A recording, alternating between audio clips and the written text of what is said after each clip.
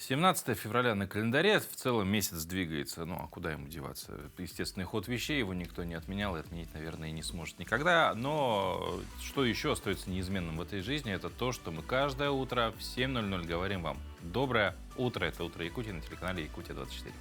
Доброе утро, отличное настроение. С вами Павел Танин. И Вероника Томтосова, и мы, как и вчера, как и всю эту неделю, вместе с вами просыпаемся, начинаем день и готовимся его прожить так, чтобы в конце можно было собой гордиться. Вот, наверное, самое главное. Если знаешь, что еще неизменно на этой неделе, то что, наверное, у многих сегодня утро начинается с блинов. С блинов, да, как вы хотели, а как масленичная неделя, конечно же. Но, тем не менее, мы про блины чуть попозже поговорим, потому что есть тонкости, есть... Это вообще целый мир, его можно изучать и, возможно, писать докторские диссертации, но об этом чуть позже, потому что сейчас узнаем самое главное, что за окном нас ожидает. Итак, в центральных районах 34-39 градусов голода, в заречной группе 31-40 ниже 0. В южных 27 градусов со знаком минус, в Вельской группе минус 35, минус 38 градусов. В Нижнеленских сегодня 34-38 градусов мороза, в западных минус 27, минус 30. В Колыма-Интегирской группе Улусов 40-48 ниже 0, в Янских 42-44. Ну а на северо-западе минус 41, минус 44 градуса. В Якутске в 6 часов утра температура составила минус 31 градус, атмосферное давление 751 мм ртутного столба, ветер 1 метр в секунду, западный. Сегодня днем в Якутске преимущественно без осадков, ветер западный 1,4 метра в секунду. Но температура радует минус 27, минус 29 градусов. Повод проводить эту масленичную неделю на улице. Да. Отличный повод прогуляться, да. Походить вот прямо как на кадрах из нашей погоды. Да. Вот, ну, неделя продолжается. Второй день сегодня идет масленичной недели. Называется он «Заигрыш». В этот день нужно заиграть, вот праздник как раскрустить. И угощать блинами положено не только домашних, но и родных, но и всех вообще гостей, потому что блины нужно готовить в больших количествах и с разными начинками. Но надо заметить, что у каждой хозяйки свой рецепт этого блюда. Мы сегодня покажем секреты шеф-повара, как и сколько по времени нужно печь блины, чтобы они были румяными и кружевными. Они у него еще и с необычной начинкой, с якутским колоритом. А какой, узнаем прямо сейчас. Сковородка уже готовая, она уже согрелась до определенной температуры. И я вот заранее приготовил тесто, у нас такое вот жидкое. Тут ингредиенты, можно сказать, молоко, теплая вода, сода, даже можно разрыхлители, яйцо. Ну, самые такие базовые продукты и масса растительных. Даже много получилось.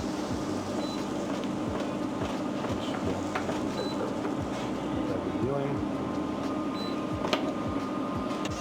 Тут около 40 секунд, ну не минута. Ну, смотря, это все зависит от сковородки.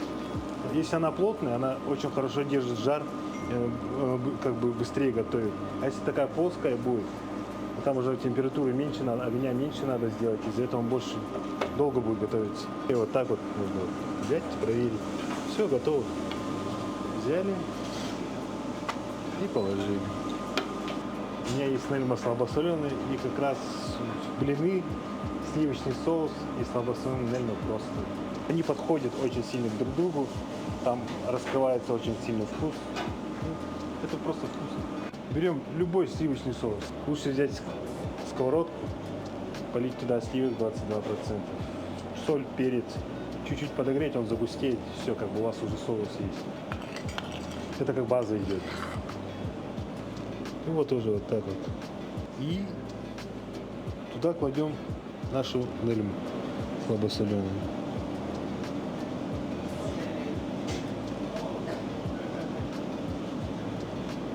Петрушки.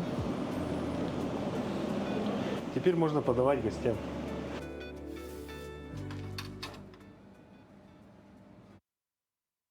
Что ж, блинами наслаждаться предстоит еще до конца недели, поэтому берите на заметку вот и такие варианты приготовления в том числе. Ну а далее наши коллеги из информационной службы расскажут о последних новостях.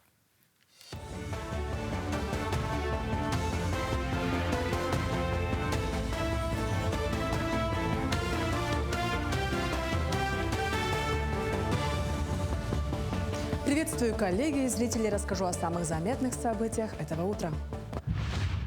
Якутия за 10 лет заключила на ВЭФ более 250 соглашений на сумму свыше 1 триллиона рублей. Значительная часть подписанных проектов уже реализована или находится в стадии реализации. Среди них тепличный комплекс в Саюре. Основное освоение золоторудного месторождения «Роман», проекты компании «Эльгауголь» и строительство Новоленской ТЭС.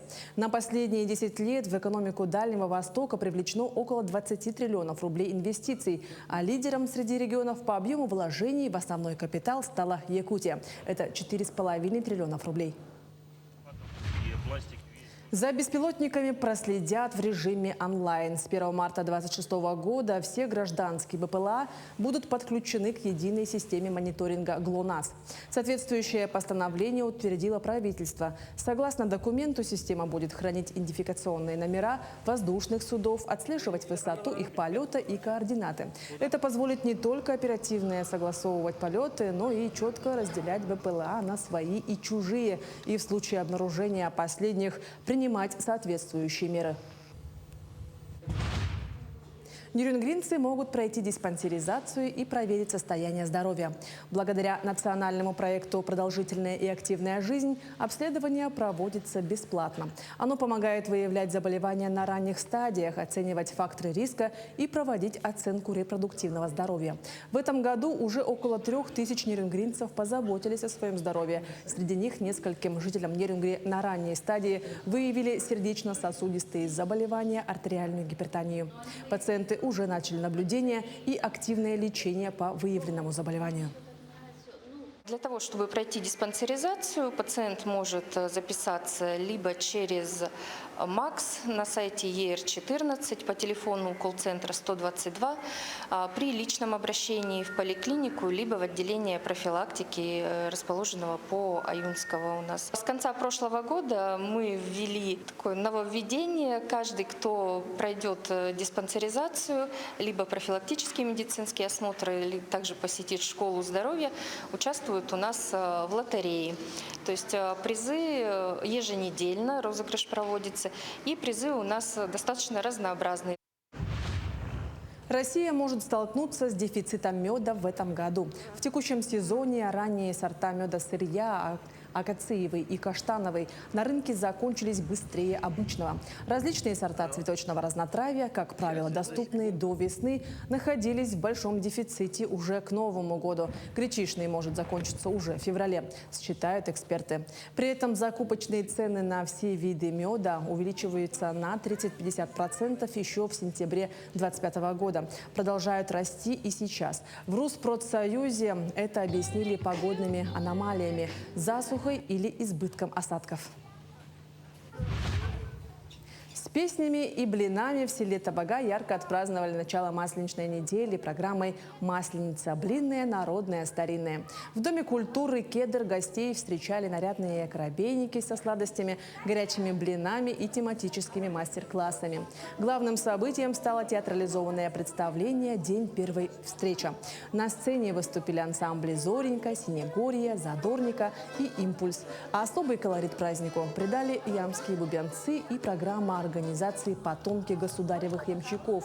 Отмечу, эстафету праздника подхватит и Якутск. 22 февраля в 11:30 в Старом городе развернутся масштабные проводы зимы. В понедельник у нас встреча Масленицы. Мы к ней очень тщательно готовились. Изготовили куклу. Представим сегодня театрализованное представление. Задействованы клубное формирование, общественные советы, наши ветераны. Праздник один из любимых, поэтому, конечно, мы готовимся очень тщательно. В программе у нас театрализованное представление, угощение, блинный стол, чай из самовара. Также у нас работают девочки с мастер-классом по изготовлению куклы-масленки.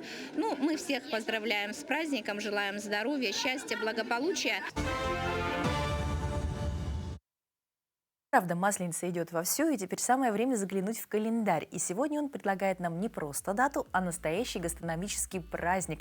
Тот самый случай, когда традиции встречаются с аппетитом, а день хочется начать с чего-то, конечно, горяченького и круглого. Да, сегодня как нельзя под стать масленичной неделе отмечается Международный день блина. И в России этот праздник, не перестанем напоминать, он растянется на всю неделю, потому что блины сейчас пекут каждый день с разными начинками, в каждой семье, с особенным каким-то настроением и так далее. Тонкие, кружевные, дрожжевые, с маслом, семгой, икрой, просто со сметаной. У каждого свой рецепт счастья. А какие еще события произошли в этот день, расскажем в нашей постоянной рубрике. На календаре 17 февраля, День российских студенческих отрядов, День кадета в России. По народному календарю Никола Студеный. На Руси этот день имел также и другое название – Волчий сват. Считалось, что в это время в лесах в разгаре звериные свадьбы. Люди говорили, что о звериных тропах в лесу знает только Никола Студеный, и только ему было ведомо, где устраивает свое логово мать-волчица и как пускаются в пляс лисицы. Студеным Николу прозвали не случайно. Редкий год на Руси в этот день не было морозов.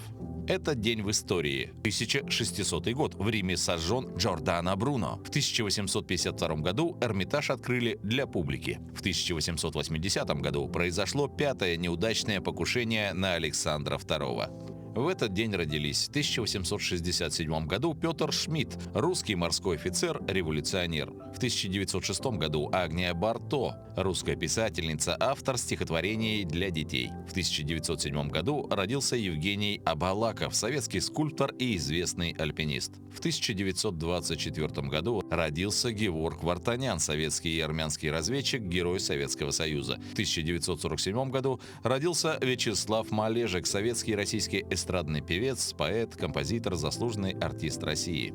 Именины сегодня отмечают Александр, Алексей, Андрей, Анна, Аркадий, Борис, Василий, Георгий, Дмитрий, Екатерина, Иван, Иосиф, Кирилл, Михаил, Николай, Петр, Сергей, Федор, Юрий.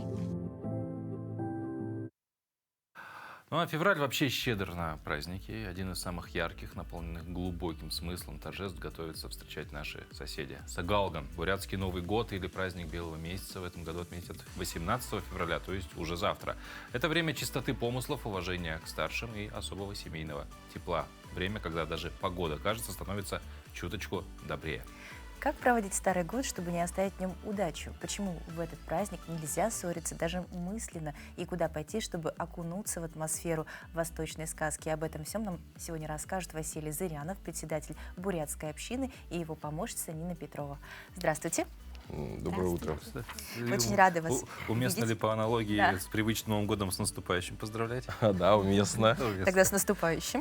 Вот. Благодарю. Ну, в целом, что за праздник, да, как бы, грубо говоря, просто Новый год по лунному календарю, или есть какая-то у него еще вот другая какая-то глубинный смысл, глубинная суть? Сагалган является одним из самых главных праздников у бурят. Вообще у монгольского народа вот это своеобразное подведение итогов, праздник белого месяца. Белый цвет нашего народа связан с чистотой помыслов. В общем, как сказать, с началом, в общем, как начинается все с чистого листа. Вот. А вот плавающая дата, то есть, ну, она и к лунному календарю привязана? Или как-то? Да. В этом году, если мы сказали, что 18 февраля будет, этот день выбирается каждый год, высчитывается по астрологическому календарю, и каждый год он попадает на конец января, или в феврале, или на начало марта. Вот это время высчитывается издавна, с древних времен, поэтому мы вот это вот очень почитаем и уважаем. А высчитывается каким образом? Получается? По астрологическому по календарю. астрологическому, да. А, ну, насколько заранее высчитывается дата? То есть, ну, грубо говоря, сколько времени подготовиться к празднику есть? Потому что это же масштабное событие. Но высчитывается где-то за 2-3 месяца, и мы примерно уже знаем, когда будет следующий Сагалган. Ага. Ну, и как проходит подготовка? Какие есть традиции, ритуалы, которые нужно обязательно соблюдать? Так, что касаемо традиций, получается, разделено все на обрядовые части, на ритуалы. Вот, допустим, сегодня у нас уже бутудр, да, когда нельзя абсолютно ничего делать, нельзя ссориться, нужно проводить дома, время дома с родными, с семьей, вот, и готовиться к наступлению Нового года. А если еще добавить, то сказали, что ритуалы, обряды, например, в самом северном якутском нашем Дацане в мире, да, самый северный, вчера, например, был обряд или ритуал Дугжуба. Это очищение от всех болезней, от всех дурных, но плохих мыслей, да, и от всех вот таких вот пожеланий, которые, плохие были, да, зла, ругани, там, от всего-всего плохого очищения, и это сгорало все в огне. Вот.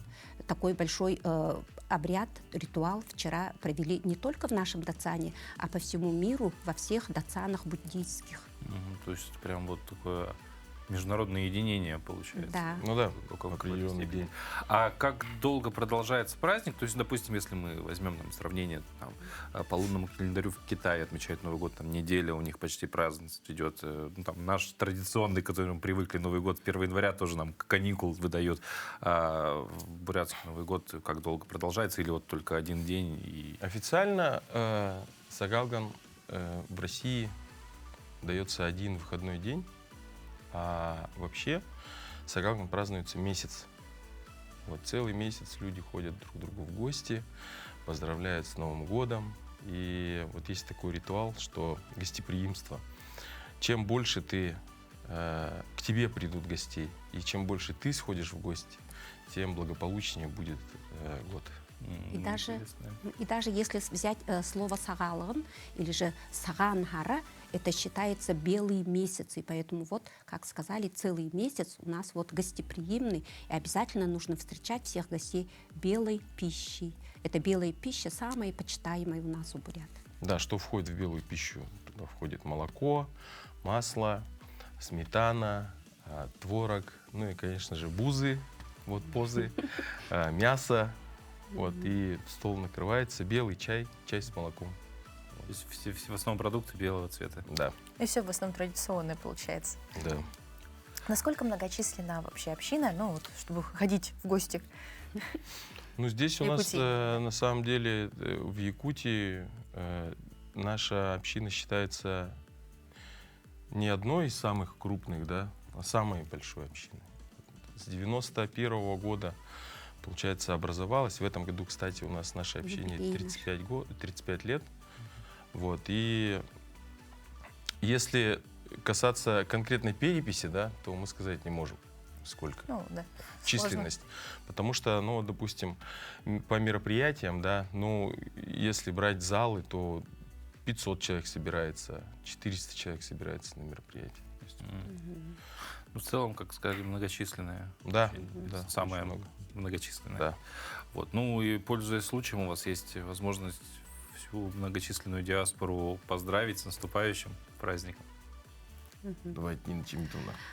Бурят зонқада бурядара нөхіді ұғылқы бәйініп, бурят ұқсатына мұнынғы сағалғынар, хәң дұруыры бұлтыйетіне амаршылжы, хәң хәқінеге танытта жарғылыйы, хусыйы, бұхуй ханантыне бұлтыда хусық күжі тандытта хылқы бәйініп.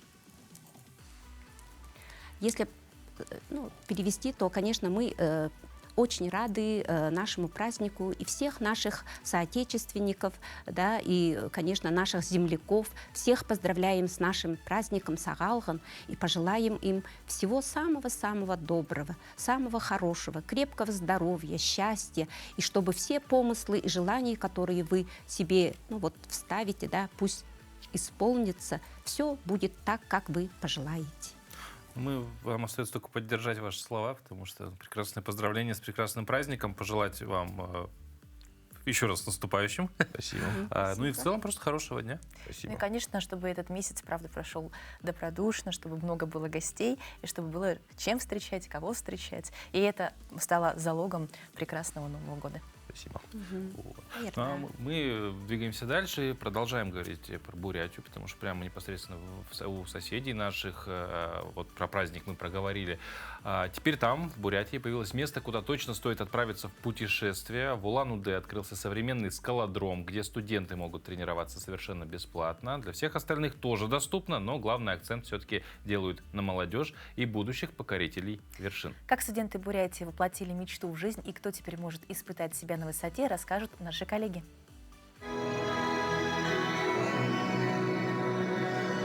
Вот так легким движением руки сбылась высокая мечта улан-удэнских альпинистов. А началось все 2 года назад. И решили работать со студентами на безоплатной основе. Мы пришли просто в СГУТУ и сказали, давайте мы будем тут секцию вести альпинизма. Конечно, я сказал, мы готовы, но, как говорится, хочешь есть, а мочи нет. Но преодоление трудностей у скалолазов в крови. Решили участвовать в грантовом конкурсе энергохолдинга «Н+» города со знаком «плюс». У нас была мечта сделать такое пространство в городе, где мы могли бы тренироваться. И вот решили поучаствовать в грантовой программе компании «Н+». И, к счастью, мы стали победителями. И поддержка нам была оказана в районе почти 5 миллионов рублей. Подняться на высоту призывают всех студентов Бурятии. Обучение будет бесплатным. Для первого восхождения достаточно просто желания. Я вообще первый раз сюда пришел, мне все понравилось. Я прям до самого конца залезла. Было страшненько. Я высоты боюсь, но я залезла. Всего в манеже обустроили 3 стены разной степени сложности. Первая самая простая, вторая самая рельефная, ну и третья, так скажем, средней степени сложности. Здесь мы решили проверить свои навыки. Сразу скажу, что у меня нет никакого опыта подъема на высоту. Так, здравствуйте, скажите, пожалуйста, я смогу подняться? Что мне для этого нужно? Снимаем кольца, браслеты и все.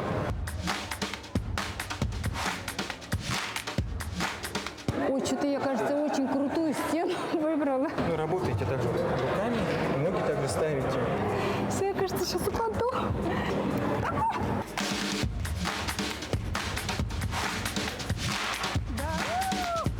Привлечь к вертикальному спорту организаторы планируют как можно больше желающих и провести в следующем году первый молодежный фестиваль альпинизма. Возможно, он станет стартом для новых высот. А у нас замечательные горы. Это Святой Нос, это тот же Шумак, это тот же Улябор и, конечно, Мунко-Сардык. Я надеюсь, что вот через скалолазание мы привлечем наших ребят ходить в горы. Появятся наши новые звезды, которые будут представлять нашу республику на всероссийских, а даже, может, и на международных стартах. Саржана Мардыгеева, Санджей Шакжин, телекомпания «Аригус». В целом, в Бурятию однозначно стоит съездить. Видишь, сколько всего интересного. Скалодром такой большой, красивый. Но даже путешествие мечты всегда начинается с чего? С планирования. Правильно, да. И прежде всего финансового. И здесь мы обращаемся к теме, которая касается каждой семьи. С какого возраста стоит учить ребенка обращаться с деньгами? Вот ты с какого возраста учишь? Ну, я где-то лет с 5-6 начал. Ну, в общем, практически с рождения. Да? Как объяснить, что такое бюджет, зачем копить и как не тратить все сразу? Ведь умение планировать – это навык, который пригодится и в большой поездке, и повседневной жизни. И сегодня в рубрике «Дела семейные» поговорим как раз о том, как пора привить детям финансовую грамотность. Чем раньше ребенок научится обращаться с карманными деньгами, тем увереннее он будет чувствовать себя во взрослом мире, даже если этот мир находится за 1000 километров от дома.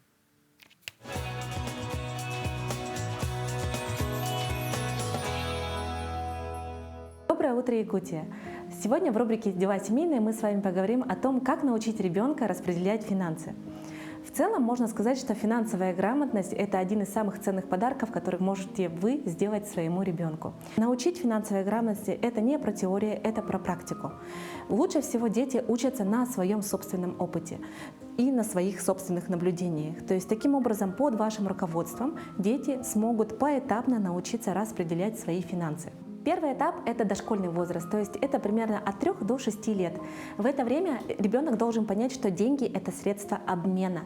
То есть деньги нам необходимы именно для того, чтобы их поменять на какие-то продукты, например, на какие-то товары. Да? То есть здесь в игровой форме мы можем с вами прям играть с ними игрушечными деньгами или настоящими деньгами. А также мы можем с вами в магазине дать ребенку деньги для того, чтобы он сам заплатил и получил сдачу. Здесь очень важно не использовать банковскую карту. карту, потому что ребенок не понимает, откуда на этой карте появляются деньги. В это время первым инструментом финансовым может появиться детская копилка. В эту копилку можно будет складывать какую-то мелочь, деньги, которые принесла зубная фея, да, и таким образом ребенок уже будет складывать и понимать, что вот у него есть какой-то первый банк. Второй этап — это младший школьный возраст. Вот здесь у нас уже появляются первые карманные деньги. Здесь самое главное не размер этих денег, а именно регулярность. То есть вы можете договориться либо раз в неделю это делать, либо каждый день выдавать определенную сумму денег, да, и здесь ребенок уже учится планировать. То есть у него есть уже определенная сумма, которую он должен распределить, например, на неделю.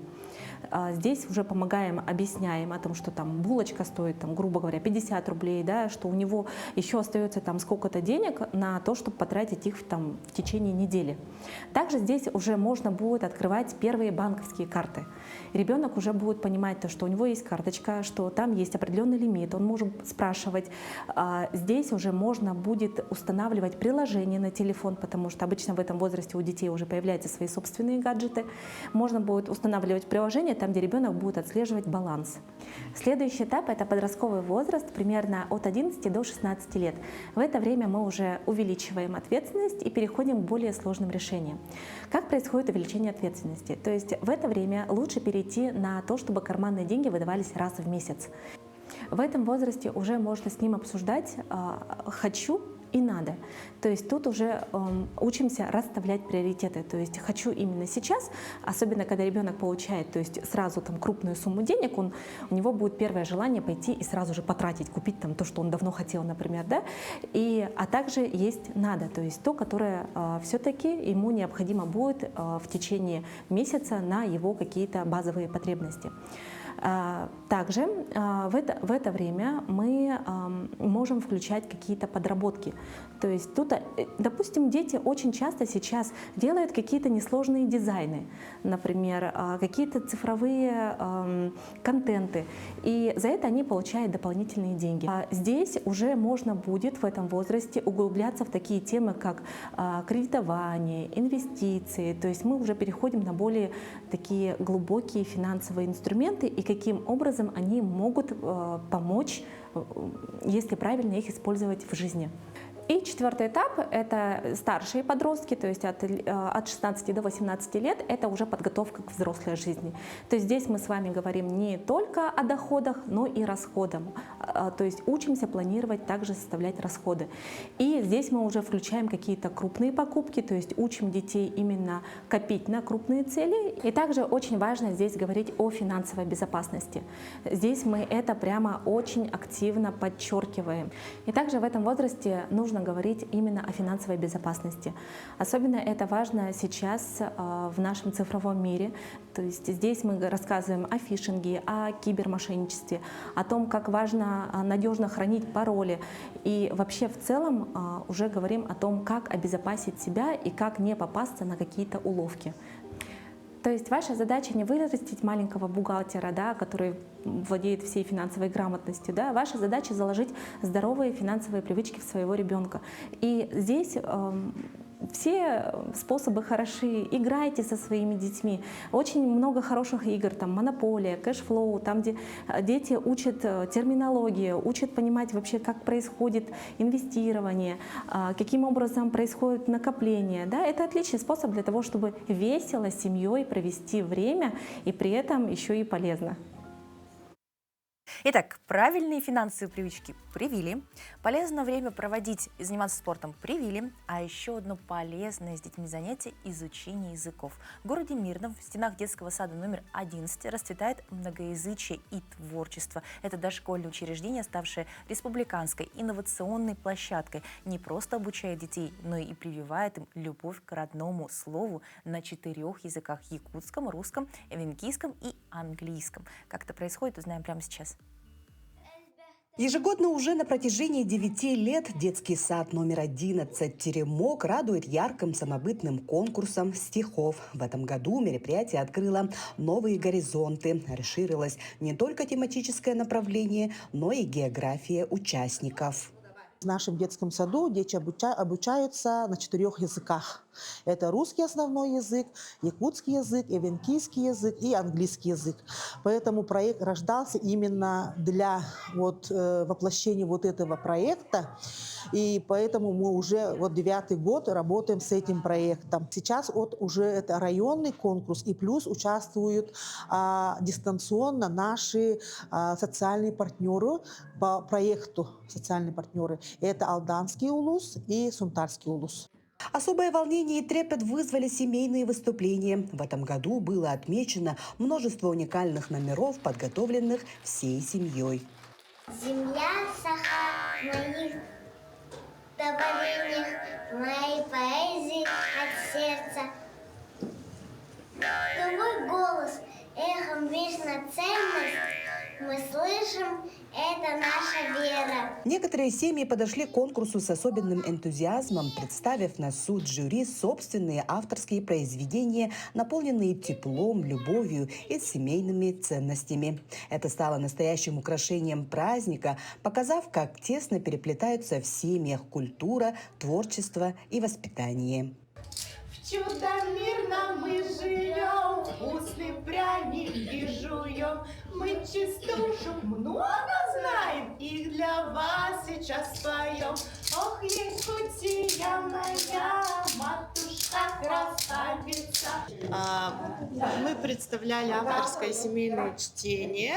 Наша композиция называется «Мы живем в краю якутском». Авторы — наша семья. Впервые участвовали в данном конкурсе. Спасибо большое за организацию. Очень интересно, у всех такие необычные образы. И на якутском, и на русском языках все было интересно послушать. Конкурс стихов в детском саду номер 11 – это не просто состязание, а настоящая платформа для развития речи, памяти, артистизма и, конечно же, углубления знаний родных и иностранных языков. Каждый год он становится ярким событием, собирающим вместе талантливых детей, вдохновленных родителей и преданных своему делу педагогов. Анна Васильева, Мирный. Всегда так очень мило наблюдать за успехами детей, особенно мило наблюдать за успехами детей своих. Тем не менее, не всегда все бывает так радужно, потому что сотни пар каждый год обращаются к врачам, надеясь стать родителями. И для многих из них единственный шанс – это современная медицинская процедура ЭКО. Есть хорошая новость. Заключается она в том, что государство готово оплатить ее по полису обязательного медицинского страхования. А еще более важная новость – на 2026 год на эти цели в Якутии выделили почти на 30 миллионов рублей больше, чем в прошлом. Это рост на целых 22%.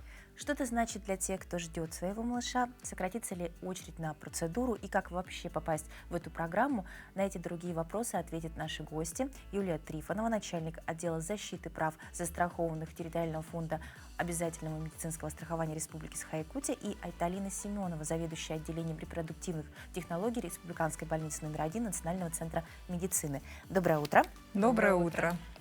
Начнем, наверное, с важной цифры 22%. Плюс наш зритель, наверное, думает, это, наверное, хорошо, но что лично для человека, для пациента это меняет? То есть это больше квот или, может быть, сокращение времени ожидания?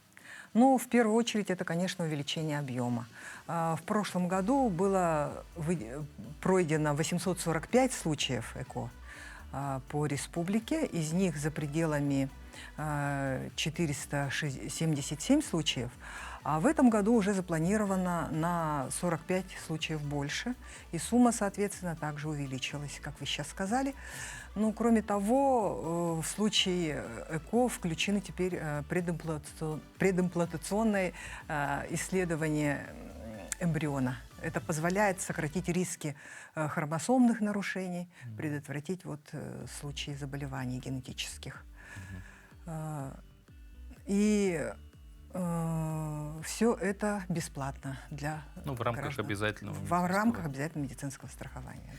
Кто не сталкивался еще, первый вопрос, с чего семье нужно начать, кому обратиться в поликлинике и сколько времени в среднем занимает весь процесс от первого визита, получается, к врачу до самой процедуры? В первую очередь гражданину надо обратиться к своему лечащему врачу. который вот акушер-гинекологу, который и назначит обследование. Ну и разговор продолжит моя коллега. Да. Тут надо понимать очень, ну, как бы есть определенные сроки, когда необходимо паре задуматься, да, и есть ли необходимость медицинской помощи, да, и в наших всех приказах и клинических рекомендациях есть определенные сроки. Если женщина молодая, до 35 лет, то пара может ждать 12 месяцев. Да? Если в течение 12 месяцев беременность не наступила, тогда уже необходимо обратиться в поликлинику к акушер-гинекологу. Если женщина старше 35 лет, то мы уже не ждем 12 месяцев, достаточно полугода. Да? И уже через 6 месяцев мы можем начать обследование и выяснять причину, почему беременность не наступает. А как долго? Ну, это зависит, конечно же, от причины бесплодия, да, от возраста, это самый основной критерий, и, ну, от так называемого авариального резерва, да, то есть есть такое понятие авариальный резерв, это, ну, по-простому, это количество яйцеклеток, сколько есть у женщин на данный период времени. Да? И если этого количества мало, то, конечно, надо очень быстро все делать. Если количество достаточное, да, и женщина молодая, мы можем попробовать полечить другими методами лечения. Не обязательно сразу ЭКО, да? То есть это может быть и хирургическое лечение, и гормональная терапия. Да? А если это все неэффективно, да, тогда это экстракорпоральное оплодотворение. То есть это уже крайние меры. Да, на самом деле это самый высокоэффективный метод лечения, но мы не сразу прибегаем к ЭКО, да, мы можем полечить пациентку другими методами. Но если женщине старше 35 лет, если низкий авариальный резерв, то, конечно, тогда сразу ЭКО. Вот вы упомянули, что сейчас ОМС начинает покрывать вот очень сложно, я не выговорю, да. Тем не менее, то есть правильно ли я понимаю, что процедура ЭКО, она в целом разбита на разные какие-то сегменты, и, возможно, не все ОМС покрывается. То есть есть ли какой-то момент, где пациентам нужно еще что-то самим вложить, скажем так? Так, ну, процедура ЭКО, она состоит из нескольких этапов, они все бесплатны для граждан, но не входит следующее. Криозаморозка, она оплачивается эмбриона, но хранение самого криозамороженного эмбриона, оно оплачивается средств гражданина. Также не входит донорский материал, оплата. Вот. Все остальное абсолютно бесплатно для гражданина через ОМС. Вот, а сколько, в принципе, может храниться, то есть как по этапам разбивается-то? Ну, на самом деле замороженный материал, он может храниться, ну, вот, очень долго, да? Вот, ну, чтобы понятно было, да, например, несколько лет назад в США родила женщина, которая усыновила эмбрион, у них так можно законодательно делать, и этот эмбрион был старше ее на несколько лет, да, то есть это говорит о возможностях ну, вот современной медицины, о хранении биоматериала, потому что он хранится, этот материал, в очень низких условиях, да, при очень низких температурах. А вот донорский материал у нас как сейчас законодательно? То есть все-таки, ну, если вдруг так получилось, что есть необходимость, что, да, конечно, да. У нас можно использовать донорские яйцеклетки, донорскую сперму, можно также пользоваться донорским эмбрионом, это все законодательно разрешено. И еще хочу обратить внимание, что чаще всего мы говорим про пары, про семьи, да, но у нас есть женщины, которые не имеют половых партнеров, и они тоже имеют право на проведение вот этой программы ЭКО, ну, с использованием донорской спермы. А каким условиям нужно соответствовать, чтобы в эту программу попасть? Ну, вот если говорить про медицинские условия, то, конечно же, это отсутствие противопоказаний медицинских, да, то есть нет каких-то заболеваний тяжелых, при которых нельзя проводить эту программу. Ну и еще есть факторы, вот, про которые я говорила, это авариальный резерв, то есть мы на эти критерии тоже обращаем внимание. Авариальный резерв измеряется уровнем гормона, антимюллерового гормона и количеством антральных фолликулов. И если все эти критерии соблюдены, тогда да, эта программа может быть проведена за счет средств ОМС. Ну, немаловажный вопрос. В современном мире мы все переходим в цифру, да, мы живем уже в цифровом пространстве, так или иначе. Вот в вопросе этой процедуры, да, как сегодня работает цифровизация, то есть мы, может быть, говорим про легкий и доступный выбор клиник, то есть, ну, наличие информации огромной, или какие-то еще элементы именно цифрового, да, цифрового пространства сегодня в этой процедуре применяются?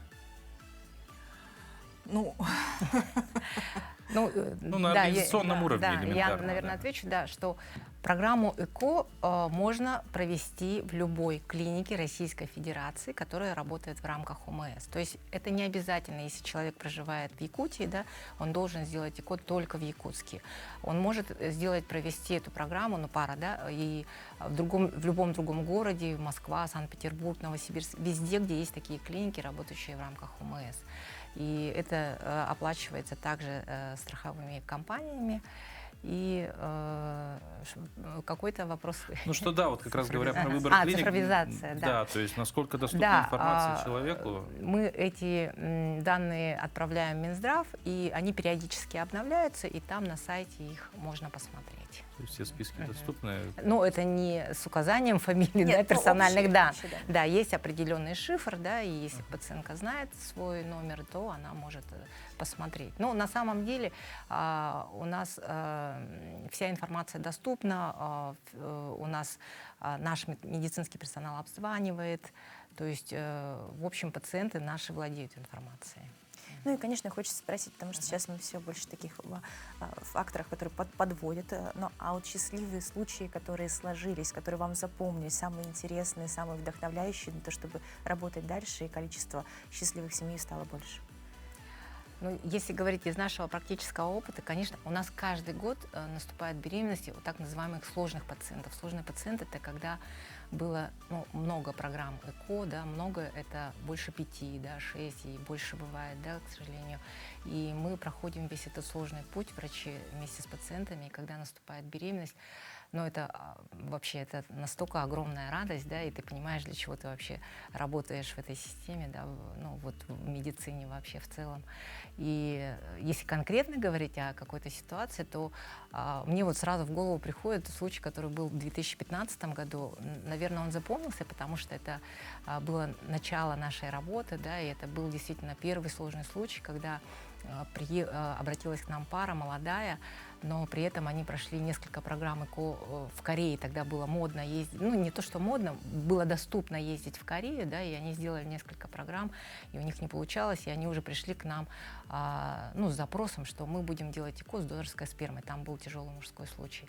И вы знаете, мы посмотрели на спермограмму и поговорили с пациентами, говорим, давайте попробуем еще раз со своей. Мы успеем сделать эту донорскую программу. И у них все получилось, да, и родился здоровый ребенок. И я их помню, как их зовут, да, но это настолько, правда, очень остается в памяти, да, каждый пациент остается в памяти, а особенно эти сложные ситуации, да, сложные случаи. Завершая нашу беседу, совет для пар, которые прям буквально уже начинают задумываться о том, чтобы стать родителями, да, с чего сделать первый шаг, самый, наверное, правильный шаг, который, может быть, уже на этой неделе можно сделать для того, чтобы идти навстречу мечте? У нас с 2024 года проводится оценка репродуктивного здоровья в рамках диспансеризации. Мы рекомендуем молодым парам пройти это обследование, и там уже на этом этапе могут выявиться какие-то проблемы, которые можно решить на этом этапе, которые не приводят к тому, что нужно заниматься ЭКО. Это в первую очередь. И по всем вопросам мы рекомендуем обращаться по телефону горячей линии Министерства здравоохранения. Это 8 800 100 14 03. Там работают специалисты территориального фонда ОМС, и у них есть возможность переключить звонки и на Министерство здравоохранения, и на страховые медицинские организации для решения вопросов, которые вызывают проблемы. Спасибо большое за подробный рассказ. Желаем, чтобы случаев было как можно больше позитивных. И до новых встреч. Спасибо. А мы от серьезных тем к легкому, но не менее увлекательному чтению. Время нашей традиционной книжной полки. Сегодня познакомимся с книгой «Сквозняки». Это история, где реальность переплетается с вымыслом, а обычные вещи обретают неожиданные смыслы. Автор приглашает читателя прогуляться по миру, где сквозняки не просто движение воздуха, а что-то большее, почти мистическое.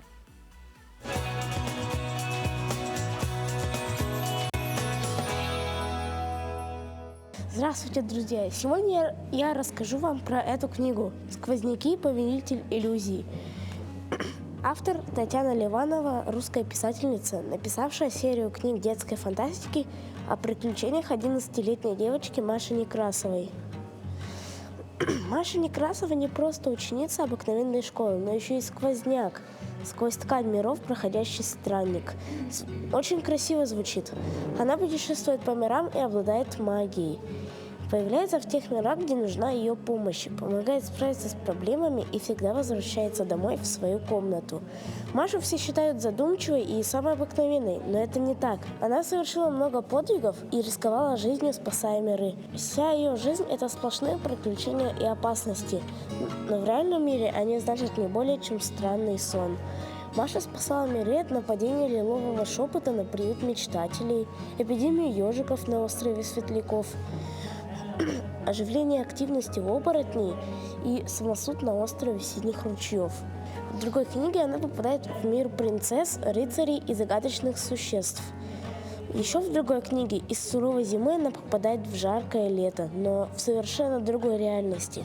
Это прекрасная детская фэнтези, где есть знакомство с новыми друзьями, обман, любовь, загадочные существа. Мы с ними смеемся и грустим, переживаем за них и за Машу. Приятного чтения, друзья! Конечно, приятного чтения, но а если от чтения вы хотите перейти к практике, то пока что самыми интересными мирами остается, конечно, подводными. Что же там происходит и как заниматься дайвингом, расскажет сейчас в сюжете Руслан Очеров. Мечтаете увидеть затонувшие корабли или просто хотите научиться чувствовать себя рыбой в воде? Путь к большим океанам начинается с малого, с бассейна. И сегодня мы познакомимся с оборудованием, благодаря которому можно изучать подводные миры. То есть ласты, маска, трубка. Это база, да? Плаваем мы в воде долго, замерзаем. Придумали костюмы.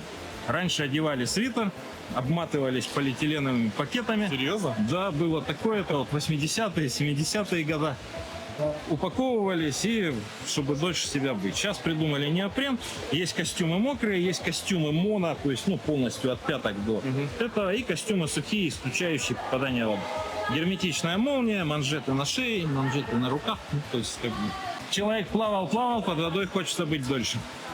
Товарищ, всем известный, наверное, Жак-Ив Кусто, запатентовал. То есть они с Эмилием Ганьяном, с инженером, в 1946 году не придумали, они запатентовали.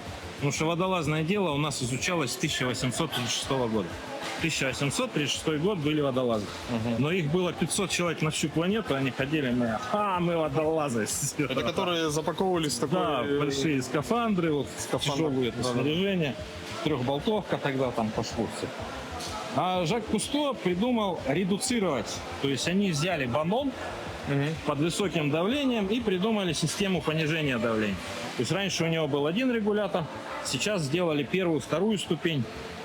То есть непосредственно одна ступень у нас понижает давление до 10 атмосфер, то есть в баллоне 200, здесь на выходе 10. И вторая ступень дает нам столько воздуха, сколько нам необходимо на данной глубине. То есть, проще говоря, он нас надувает. То есть мы на глубине 1,30 м испытываем давление 30 килограмм. То есть это вот такое ощущение, что лечь, положить себе гирю на 30 килограмм. Это 1,30 м? Это 1,30 м, да. Ага. 30 килограмм поставить на грудь и попробовать подышать. То есть у нас вот здесь мы за счет межреберных мышц, за счет опускания диафрагмы мы спокойно вдыхаем. Тут мы даем позыв на вдох, и он нас просто надувает. Открывается клапан, то есть нас как банку воздухом легкие наши заполнили, и клапан закрылся. Придумали жилет. Жилет, он называется компенсатор плавучести, он помогает нам быть на поверхности. То есть есть кнопки пульт управления, надувает, мы всплываем, и кнопка стравливания, она стравливает воду. То есть помогает, опять же, нам в толще воды. Мы нырнули, нас обжало, мы потеряли плавучесть. Добавили в жилет воздуха, мы восстановились и висим как в нейтральной плавучести. То есть сам дайвер, он настраивает, чтобы... Да, настраивает себя, плюс еще учет вдоха. Мы упражнения на глубине попробуем.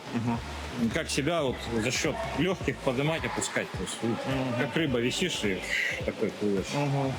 Вот сборка техническая, чуть-чуть неправильная, но это для погружений под лед, для погружений в пещеры у нас есть дублирующая система. То есть, во-первых, воздух с основного мы дышим, есть опасность замерзания, Значит, в этом случае мы закрываем регулятор и переходим на запасной. То есть это уже более безопасная. Это более безопасная, да, она дублирующая система. То есть здесь мы на основном дышим, он замерз, рукой дотянулись, закрыли, здесь специально открыто оба вентиля и перешли на другую систему. То есть уже спокойно вышли. Это зимние погружения, да? Это зимние погружения, да. То есть, есть вероятность, что прямо может замерзнуть клапан? Они замерзают. Это минут 20-15. И выходишь, здесь такой сантиметровый слой льда. Прям вот за счет. Казалось бы, под водой у нас плюсовая температура. Плюсовая вода. Но кислород сжатый, и он охлаждает еще. Да, когда мы его вытаскиваем, втыкаем, перепад давления, он холодный становится. Ничего себе. Полный выпуск про дайвинг смотрите в ближайшем выпуске передачи «Испытано на себе».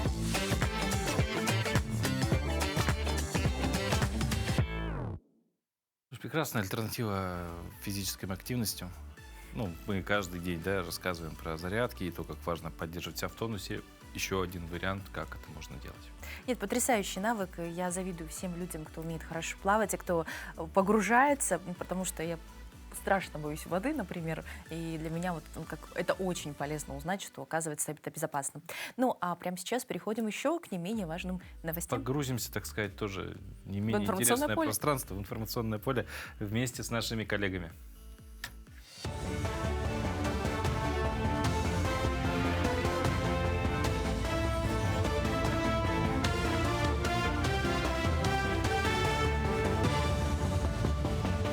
Продолжаем рассказывать актуальные новости к этому часу. Соцфонд назначил единое пособие более чем на 1 миллион детей до 17 лет. Выплаты также получили свыше 25 тысяч беременных женщин. Ранее премьер-министр Михаил Мишустин сообщил, что правительство подготовило изменения, которые позволят многодетным семьям сохранить право на единое пособие при незначительном 10% превышении порога подохода. Кабмин рассчитывает, что поправка распространит свое действие на период с 1 января 2026 года. Что нам стоит дом построить в современных реалиях? Ответ на этот вопрос знают участники финала чемпионата «Профессионалы». В Якутске на базе коммунально-строительного техникума стартовали соревнования высокотехнологичной компетенции технологии информационного моделирования БИМ. В основе конкурса лежит работа с так называемым цифровым двойником здания. БИМ-модель – это единое информационное поле, где аккумулируются все данные о проекте. Главная цель таких технологий – максимальная экономическая эффективность. Благодаря детальной визуализации и тесному взаимодействию специалистов любые изменения в проекте можно отслеживать и корректировать в режиме реального времени. Это позволяет избежать ошибок при строительстве и четко координировать график работ. Ребята, которые обладают знанием компетенции, знанием программного обеспечения, в том числе российского, они достаточно высоко ценятся на рынке. С другой стороны, я бы сказала, что сейчас эта отрасль достаточно активно развивается, и поэтому для тех ребят, которые хотят заставить свой след в истории и не боятся действовать, и не сидят сложа руки, то это как раз та отрасль, в которую прям можно активно включаться и развивать. Ну а если будем говорить про отрасль, то здесь, наверное, это все достаточно очевидно. Как в любой отрасли, мы стремимся к простоте, к просматриваемости, к тому, чтобы мы могли все посчитать. Ну и, наверное, самое главное – это минимизация ошибок. В Якутске открылась выставка «Хранитель музейной истории памяти Петра Винокурова». 33 года своей жизни он посвятил службе в Якутском республиканском музее имени Ярославского, изучая культуру саха и восстанавливая забытые имена земляков в своих трудах. Его последней крупной работой является двухтомник «Краеведы Якутии». Сегодня его личные рукописи, тетради и редкие фото впервые представили публике. Выставка посвящена 75-летию со дня рождения историка и приурочена Году культуры в республике. Жители и гости столицы смогут посетить выставку в течение 2 месяцев. На торжественном открытии экспозиции собрались коллеги, друзья и родные исследователя. С Петром Васильевичем работать, в принципе, комфортно. Он никогда не был конфликтным человеком. Он всегда был увлечен наукой. И он очень многое мог не замечать. на очень многое не обращать внимания. Для него была важна исследовательская работа. Но тут я бы хотела сказать слова благодарности его супруге, потому что она уже на протяжении очень многих лет не дает нам забыть о таком прекрасном, нашем друге, можно сказать, и занимается просвещением именно его деятельности и, естественно, просвещением музейной работы. Проект «Самбо в школу» реализуется в школах Якутии. Спортивный клуб «Славутич» занимается по программе «Самбо в школу» в 4 классах республики. Цель проекта – создание условий для развития физических, гражданских, патриотических и нравственных качеств посредством использования потенциала самбо как национального наследия России. Тренировки проводятся 3 раза в неделю. За 5 лет число якутян, занимающихся спортом физической культурой, увеличилось более чем в 1,5 раза и достигло 62,5%. Якутские борцы отправятся в Минск на Гран-при Александра Медведя. В этом году организаторы ожидают представителей более 10 стран. В Минске 20 до 22 февраля 55-й Гран-при соберет одних из лучших борцов. Для сборной Беларуси этот старт станет отборочным этапом для формирования команды на чемпионат Европы. В составе белорусских сборных примет участие воспитанник якутской школы борьбы Ариян Тютрин. Он вновь выступит в категории до 57 килограммов. В этом же весе сразятся якутские борцы Федор Постников, Алексей Копылов, Данил Махначевский. Якутяне соревнуются и в других весовых категориях. Такими были новости этого утра. Всего хорошего и до встречи в эфире. Таким вот мы утро сегодняшнее встретили. Вот таким. Всем еще раз доброго утра, отличного настроения. Не забывайте про наш телеграм-канал, оставайтесь с нами все 24 часа в сутки. А завтра увидимся уже в эфире. Да, и не забывайте про Масленицу. Целую неделю она будет. Кушаем блины, радуемся жизни. До встречи. И улыбаемся.